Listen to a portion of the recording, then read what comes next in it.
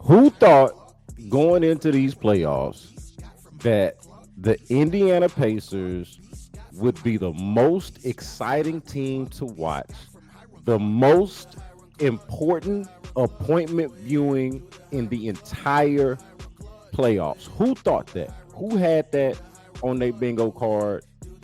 I dare you to say that you did, because I bet that you didn't. B.Scott here, Brandon Scott on the B Block Podcast. Make sure you subscribe. Check us out on YouTube. Get us wherever it is you get your podcast.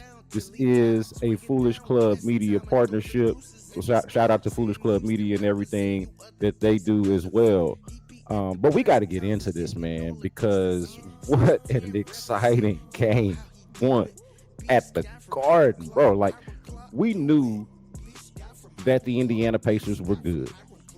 We figured that the Indiana Pacers could make some noise, even if they weren't going to be the favorites over the Celtics, over the Cavs, or even against the Knicks, who they're facing right now. But did we have them being this much of an appointment viewing television type of operation? Like, did we have them being this must see? I did not. I'm gonna be real with you. I did not have them being this must see. And what really stuck out to me about how that Pacers Knicks game one ended, aside from the obvious excitement of the comeback, and of course of the Tyrese Halliburton shot itself, and of course overtime, it was how Halliburton did two things. Halliburton did two things in a matter of like 2 seconds that could have made him look like a complete idiot. And that's passing up the better two, only to run it back and like frantically go to the 3-point line and not even go beyond the line. So to take the worst two possible, but making it, right? Making it with what I think you could say is the luckiest of bounces, or you could call it the sweetest of touches. Like, Tyrese Halliburton's a really good shooter, got a really nice touch. You could call it luck. You could say that this dude is just really good at what he does. You could say it's a little bit of mix of both, which is probably the truth. But then you see that, and he's celebrating. He's celebrating as if he properly completed the wild thing that he was clearly trying to do. And look, it was worthy of a celebration, whether it was, just to tie the game or to actually win the game, because you kept yourself alive. So a celebration is in order. But he gave them the choke sign. He gave them the choke sign. The Knicks fans, static courtside right there. Hey, look, I'm pointing right at you. Choke sign, Reggie Miller style. By the way, we got Reggie Miller.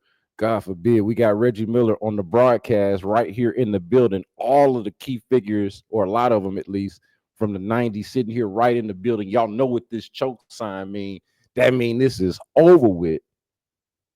And to be clear, if that ends up being a three, that ill-advised shot that Tyrese Halliburton took to tie the game, if that ends up being a three to win the game, he deserves all the credit for having the stones to do that. And this dude got some stones on him, I gotta say. But it wasn't. It wasn't a three to win the game. It was a two to send the game to overtime, which is cool. But man, he hits that celly. He hits that choke sign to the Knicks fans, and they had not won the game yet. It was not over with yet. They still had to play overtime. But of course, they win overtime, and all is well. And this gets to go down as a really cool moment. And I think it probably would have been anyway, especially if we could have just made fun of Hallie for giving them the choke sign, and they lose the game anyway. But for me, man, this is so cool because, and I'm gonna nerd out a little bit on this because y'all know how much I love the game, right? The Pacers, for me, are already a historically significant playoff team. Like, this group of Indiana Pacers are already a historically significant playoff team whether they win this series or not. And here's why I say that. I want you to consider this. The Pacers have now won 3 games this postseason, and this has probably been everywhere. This might not even be the first time that you've heard this. And of course, if you're watching, you understand this. They have now won 3 games this postseason when trailing 7 points or more in the final minute of a game. 7 points or more in the final minute of the game. And they have come back to win after Wednesday night. They have come back to win 3 games in such situations. Prior to that, apparently, this had only happened one time in NBA history. Apparently, it was the 2014 Thunder. I don't have a great recollection of this. I'm sure I was watching at the time, but that was the only time it had happened at that point. And that's the only example in NBA history that we have of a team coming back down from down 7 points or more in the final minute of a playoff game to win. It had happened one time. This team has now done it 3 times in one run. So the Pacers have now done this really exciting and impressive thing 3 times, and it only happened once in NBA history. Prior to that, I know I'm nerding out over it, but to me, like to like just to be so impressed by it, but it's got me really rooting for the Pacers. This has me really on, I won't say like the bandwagon in terms of like, because I picked them to win this series, right? In the last episode, I picked the Pacers in 6, and it was looking a little rough there until the end. But I don't think this is a bandwagon thing. I picked them to win this series. But now it's really got me rooting for them beyond just rooting for my own pick, which, I mean, you could argue is nerdy enough. But now, like, I would hate for the Pacers to have done this really cool historical thing, and in the long run, it end up having no actual historical significance or consequence to it. Like, I want to be able to celebrate the fact that this is a team that came back from down 7 points or more at least 3 times in a playoff run, and it had never happened but once before. Like, I'd rather this be part of a cooler, more prolific, larger story rather than just like a blip on the historical radar and like a fun part of our hoops memory. So to me, it'd be a shame for us to look back on this and just be like, hey, cool story, bro, but they ain't win nothing. You know, like I don't want that for this Pacers team. I am that impressed and like that enthralled in what's going on. So yeah, I think going forward for the Pacers, they obviously are like they have to get out of this habit of being in this situation. But what's cool about it, and what's fun to and why it's fun to watch it is also knowing that they should now have the confidence in knowing that they're built for this situation. Even though it's not an ideal situation, as Rick Carlisle mentioned, it is not an easy thing to do, but they are clearly built for the situation, maybe even uniquely built for the situation. I mean, of course, you got Hallie out there as your best player, and he's clearly built for the moment. But then you got Aaron Neesmith out there hitting like he hit 6 threes in the fourth quarter, like he's Steph or Clay or Dame in prime years or some shit like that. Like this is cool to watch. And one thing that was also like interesting to think about outside of the game, watching, and I'll get to the Knicks side of this in just a second, but like watching Jalen Brunson had a night that he had, and watching Rick Carlisle remain one of the better coaches in the NBA, and obviously the leader of this, the coach of this Pacers team that's making this really incredible run, it did make me think back to Luka. and all of the drama that has unfolded with him over the last several months or so with the trade, and then how things have panned out for the Mavericks getting the number one overall pick, which is clearly going to be Cooper Flag. And so like that kind of working out for them. And it's like, man, it's not like you're crying for Luka, or you're saying, hey, poor Luka, or what's gonna happen to Luka. Like, Luka is in a great situation where LeBron's gonna retire at some point or be gone at some point, and Luka has a chance to be the face of the Lakers. Like, he's gonna be in the NBA. Like, that's cool enough. But you get to be the face of the Lakers for the next decade plus if you want to be or can be. That's a cool situation. I know the trade cost him money, but he's got a lot of money, gonna make a lot of money. He's in a great situation. It's not like poor Luka, but you do kind of sit and think a little bit like, man, here's a coach who's a championship winning coach in Rick Carlisle, who made the decision. And look, I'm not as familiar with the ins and outs of how things work with the Mavericks, if it was actually his decision, if he was forced out. But it was clear that he left there because the relationship, Rick Carlisle, that is, left the Mavericks because the relationship with Luka was not ideal. And if it was going to be me or him, it was clearly at that time going to be Luka, or they were going to keep Luka, and the coach was going to have to go. So Rick Carlisle leaves, and basically kind of like doesn't miss a beat with the Pacers, helps build them into a contender. And the Jalen Brunson element of it, like, I don't think anybody had any clue. Like, we knew he was really good, but I don't think anybody had any clue that he could go to New York and like quietly become, start building a historical case for himself there. And we'll get to that in just a second. But it did just make me think about everyone now that has parted ways with Luka for one reason or another, and Luka's fine, but everyone else is also like everyone that is gone the other way or gone the other direction is also doing just fine, or in a perfectly fine situation without him. And that like, it just kind of hit me watching them go up against each other. This is Rick Carlisle's team against Jalen Brunson, and it feels like it was a match made in heaven for both of them to be with Luka in Dallas and for them to build a contender there. And they, you know, couldn't do it, didn't do it.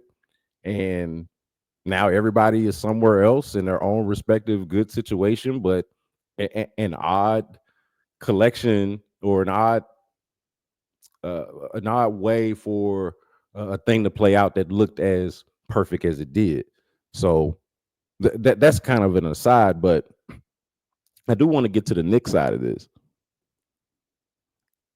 I know I spent all of that time stroking the Pacers, and look, because I feel like they are the larger basketball story to me. I know the Knicks are always going to be the larger actual story because they're the Knicks, but watching what the Pacers are doing from a basketball context is the kind of the cooler part, just to me personally. But if we're going to go to the Knicks for a second, if we can here, I spent all that time stroking the Pacers and feel like it's appropriate for the reasons that I mentioned, but this is still a colossal choke job by the Knicks. Like, this is a choke job. I don't think there's any way around it. I don't think you just tip your cap to the Pacers for how they've been able to make this happen on multiple occasions now in the playoffs. I think you got to look within and think about how you really let this one slip away. Game one at the Garden, Eastern Conference Finals, gotta have it. All the major players in the building, everybody's watching, and you got the lead. You're up 9 with less than a minute to go, or whatever. Yeah, 9 with less than a minute to go, and you can't seal the deal. Like, to me, the Pacers are a fun story, but specific to game one, what a collapse at the Garden by the Knicks, man. I mean, if I were a Knicks fan, okay, if I were a Knicks fan, I would be so discouraged by losing a game where Jalen Brunson is incredible, right? He's got 43 points on 15 or 25 from the field. He's 12 or 14 from the free throw line. So he's getting whatever he wants. He's getting to his spots. He's efficient, making shots. He's incredible. But then you also have the unusual case of Jalen Brunson being in foul trouble. He's usually, for a small guard, usually is not in foul trouble. But in this game, he was. It forced him to the bench.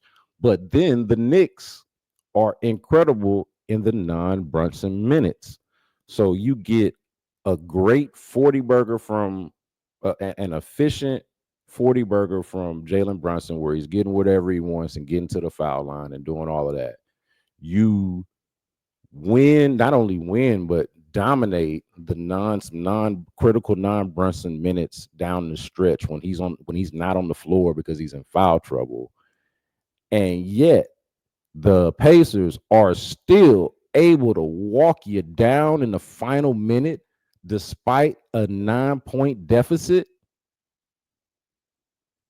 Salute to the Pacers, but man, that cannot happen. That cannot happen under those circumstances. You lose that game when your best player is as incredible as he was, and your non-best players hold it down when he's not out there, and you lose the game.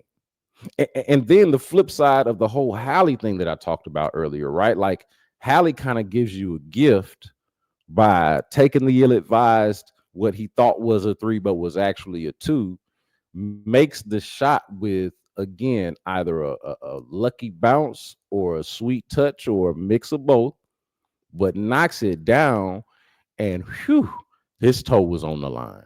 We got overtime. And so, it was there for the taking, and they did not. I would feel horrible right now if I was a Knicks fan, but I gotta say, man, the Pacers are really easy to root for right now. Despite some of that silliness with Hallie, like the fact that it's working makes it kind of cool. You're like, man, did he really do that? Shit, yeah, he did. Yeah, man. I if you were watching that game live, and I was out for birthday dinner for most of the game, so we're at we're at dinner with the phone out. It's on the game's on the TV, but the TV's a little bit further away from the table, so we just pull the game out on the phone, kind of just following it a little bit, and kind of shoulder shrug. Looks like the Knicks are gonna win. Looks like the Knicks are gonna win, but on the car ride home it starts getting a little dicey there at the end. And we're like, oh, I forget exactly where we were in the game, but it was like, one possession game at the end of the game at that point.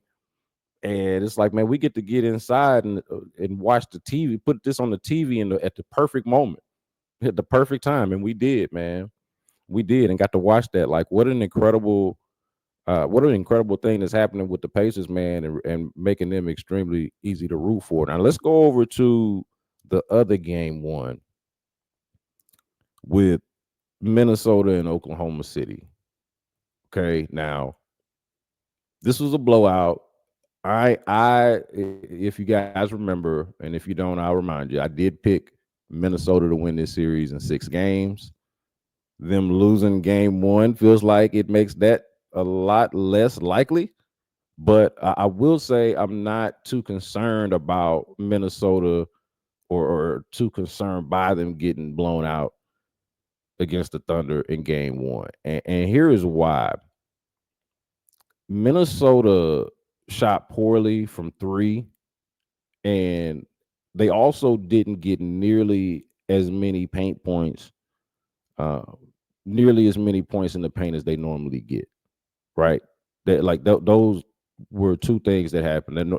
Normally, Minnesota's scoring a certain amount of points in the paint, and normally they're shooting a certain amount of threes. I'll explain that in just a second. Okay, Oklahoma City's defense is really good, even great. You would say it's been the best in the league all year, but I don't feel like that's something that's going to happen and that we can expect to see from Minnesota throughout a 7-game series. That they would both in the same game shoot poorly from three and not get a lot of paint points. So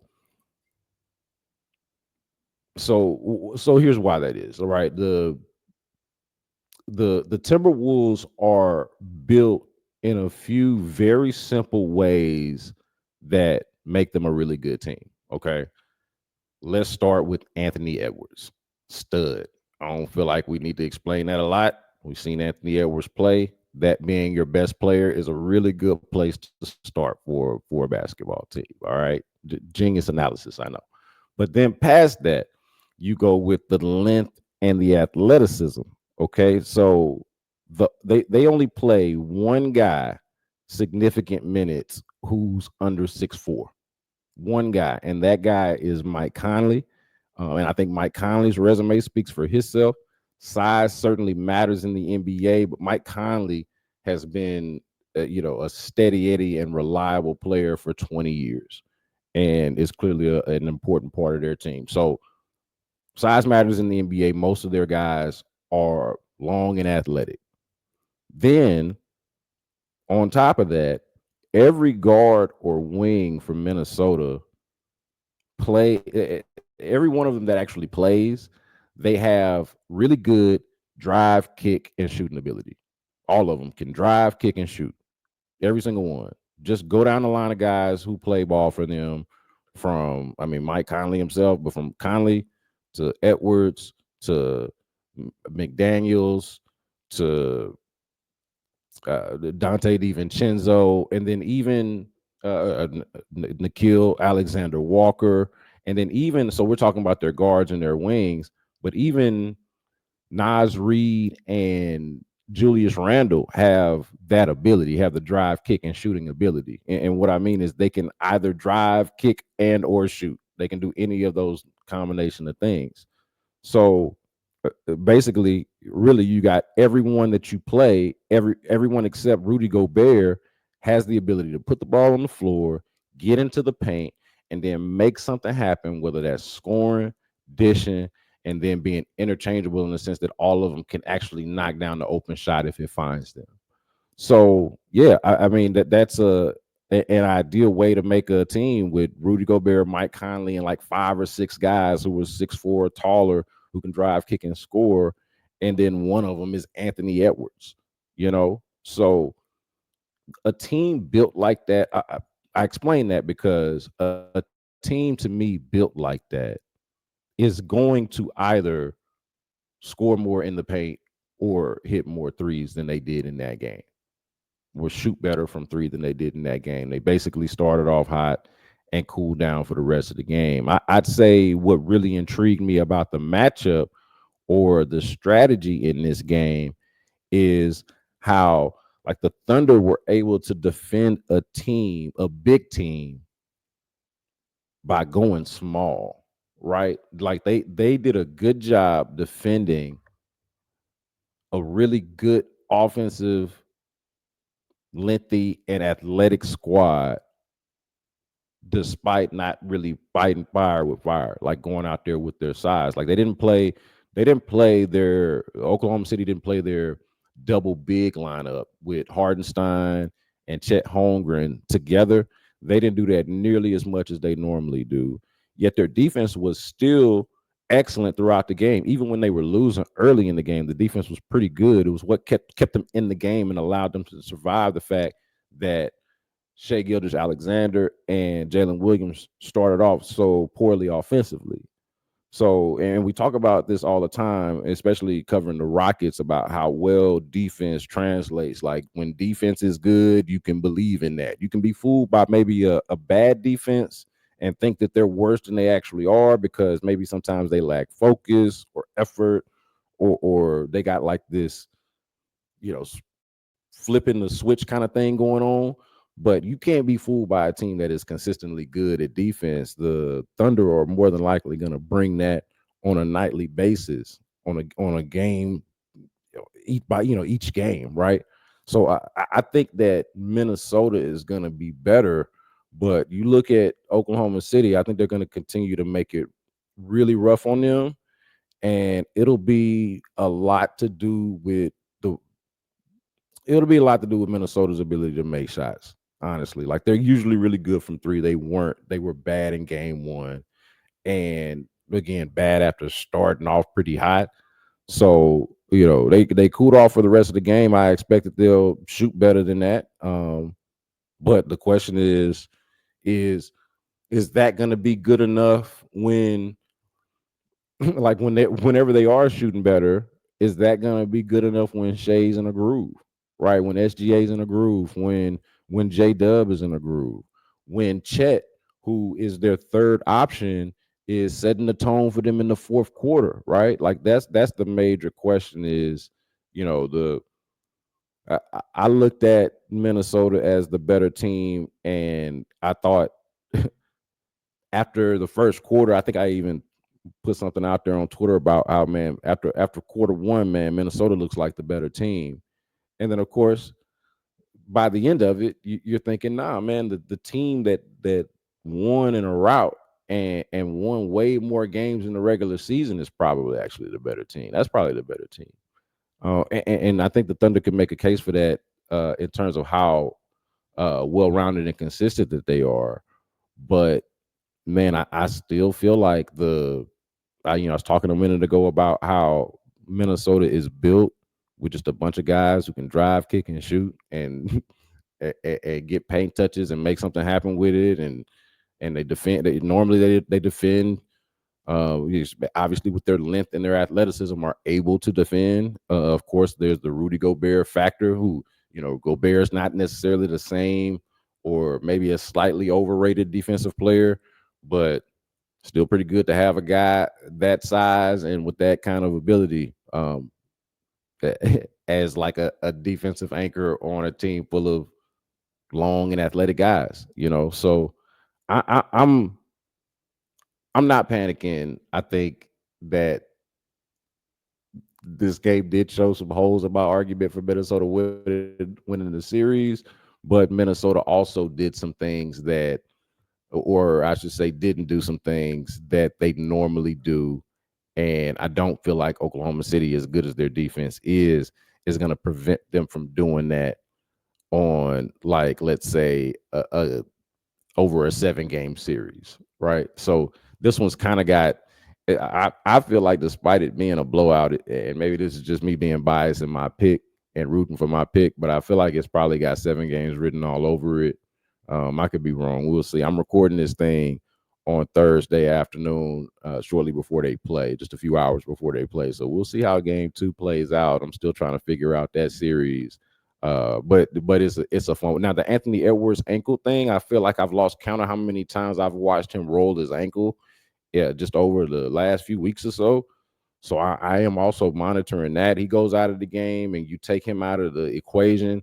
That obviously, I mean, it doesn't take anybody. It doesn't take a genius to tell you that obviously flips the script. And Minnesota can tell you better than anybody, as somebody that just beat the Warriors without Steph Curry. They're there because of a similar situation. So no word about him being, at least from what I can tell, about him being limited or not able to play anything. But you got to figure that that's going to take its toll, and just kind of keep an eye out for that one. Okay. Last thing before we get out of here, I feel like that was everything I wanted to say about the conference finals, at least for now, about the game ones. I want to talk about this bidding war for the Texans' economic value or economic services, their economic stewardship. I don't know the right way exactly to characterize it, but there is an economic bidding war of some kind, it feels like, brewing, if not already underway, for the Houston Texans and their presence, if you will. So this is based off of the reporting from my colleagues at the Houston Chronicle that Harris County, you check out the headline so I don't mess up what they actually said, since I work there, right? I don't want to paraphrase their headlines. For one, I helped write them, but this one I did not. And I want to make sure that since I work there, I say it right. Harris County leaders are working to keep Houston Texans' potential new headquarters within county lines. That is a story, an article by my colleagues, Jonathan Alexander and Danielle Lerner at the Houston Chronicle. And the gist of it is one of the local politicians, county politicians, a commissioner, a Harris County commissioner, who's just telling them that they're having conversations with the Texans and they're excited and energized by the new president, and are doing their best to keep the Texans, who have shown clear interest in moving their headquarters and practice facility, at the very least upgrading and likely moving their headquarters and practice facility, engaging them in like staying in Harris County, keeping it in, within the county lines. And I think that the gist of this is that, the Texans are showing clear signs and indications that they want to expand their economic profile and they want to move on to more enhanced facilities overall. I think that they are not satisfied or even happy or satisfied with their situation in NRG Park. I think that's despite paying pennies on the dollar for rent there. But they're clearly not, from based off of the reporting that we've read, and had out there, I should say, that we presented out there on the interest in moving their headquarters and practice facility, and also, of course, the fact that this lease negotiation with NRG Stadium, or with the county to remain at NRG Stadium, expires in 7 years, and like actively negotiating that deal. Like it shows that they clearly are not, I think, totally satisfied, and in some cases not happy with their situation at NRG Park. Again, despite, and we talk about this quite a bit, the fact that they pay pennies on the dollar, and that might be a generous way to put it, because we've talked about how they get more in tax breaks that they pay in rent in some cases, in some years, in most years, and a lot of the recent years. But at the same time, they're rich people who are in a crowded space and they don't have I mean, is in terms of the Texans, right? The Texans are in a crowded space that they don't have full control over. And not even just full control, but like even like majority control. So it makes sense for the Texans to want to be in a place that is both nicer and one that is like their own, nicer and their own, in ways that NRG simply is not.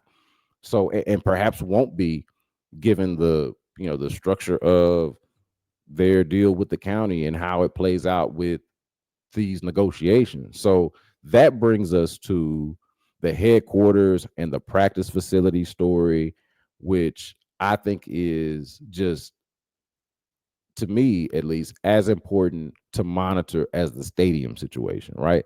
I think that they are related, even if one is not really dependent on the other, right? And this is just my read on it. Of course, y'all know I know the McNairs. I have not talked to them about this or anything like that. This is just my read on it based off of my understanding of the situation and the reporting that the Houston Chronicle, my colleagues at the Chronicle, have done. Okay.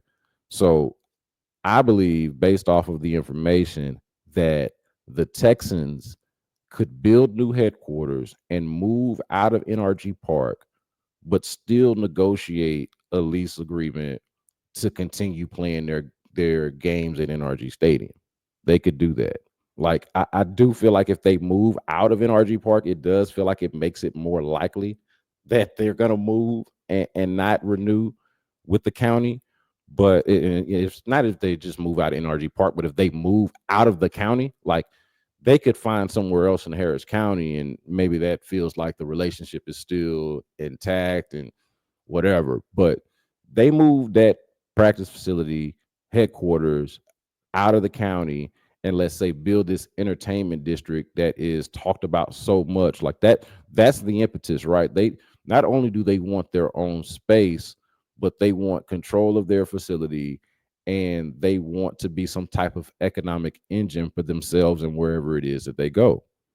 So they could do that and still play their games at NRG Stadium. I also believe that they could build new headquarters, and like stay within Harris County, right? I think they could build new headquarters and practice facility and stay within Harris County.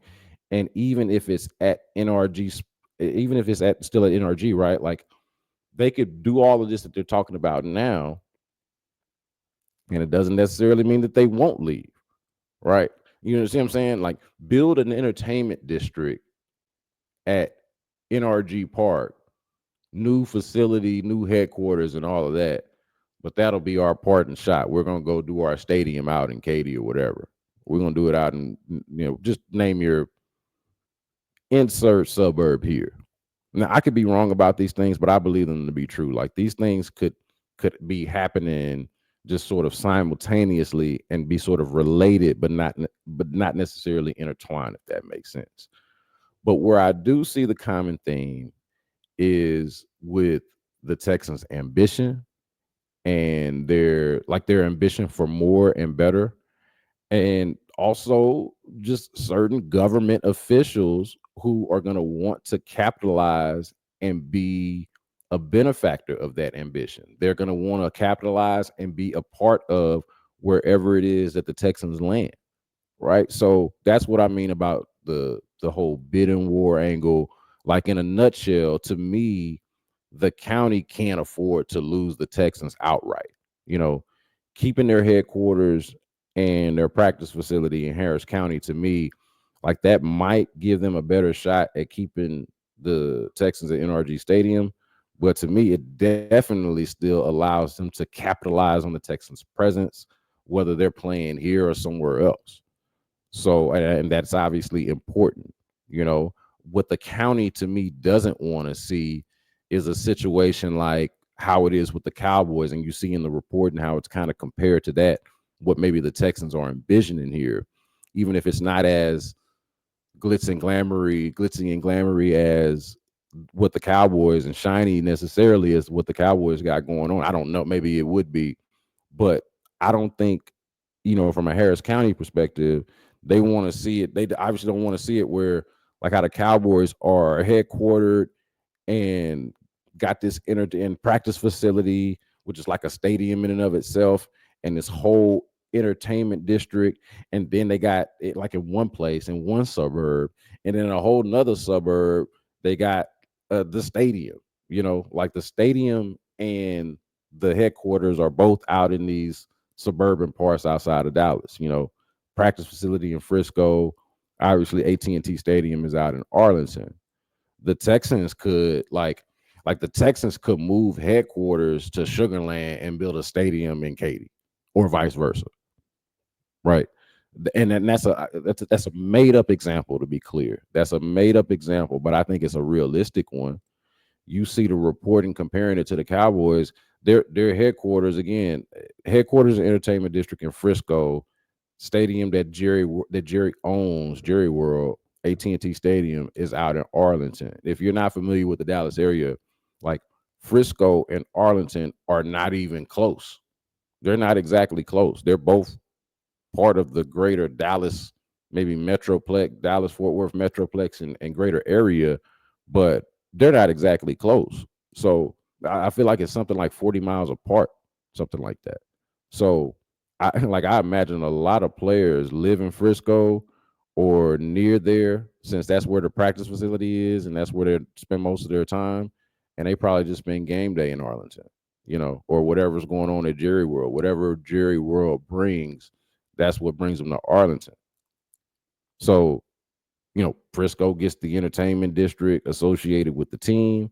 Arlington gets the game day experience associated with the team, and all else that Jerry World brings in addition to that. And then Dallas just gets to say that it has the Cowboys, that they're the Dallas Cowboys. Well, all of this, economic, I imagine they're getting the residuals of whatever it is that the Cowboys bring, but primarily it's out there in the burbs. I feel like Harris County wants in on whatever version of this that the Texans are trying to create. Of course, personally, I'm fascinated by it as someone who attends both practices and games. Okay, so during football season, I spend a pretty good deal of my time up there. I love personally the convenience of their location and that it's the same location for selfish reasons. Um, so like I'm watching it like, man, where am I gonna be driving to now? Where y'all sending me at? Where y'all gonna be sending me at now? Uh, but like for real, are they gonna be practicing in League City or the Woodlands and then playing in the city? Vice versa? Are they going to build some kind of new headquarters and entertainment district at NRG Park, which I think would be cool to revitalize that area? It's real close to, like, I feel like it should be much more prime real estate than it is. And maybe it perhaps used to be. Um, or is there some other random Harris County location? You know, I like I don't know. Like they could build some new headquarters and entertainment district NRG, and like do that, go to a random Harris County location, and then take the stadium out to Sugarland, take the stadium out to Spring, take the stadium out to Katy. You know, which some of those have parts in Harris County, but are still considered the suburbs. You know, I can't pretend to know what they're gonna do, but it seems like all of these things that I'm just kind of spitballing out here are things that should be on the table and are perhaps on the table based on how everybody's talking and how they've been talking over the last several months. So that's where I'm at on that. I think it's really fun and interesting to follow. Um, I agree. One of the, forgive me forgetting which figurehead it was, but one of them like was just quoted as saying that the conversation about the future of NRG Park continues to be an exciting one, and I agree.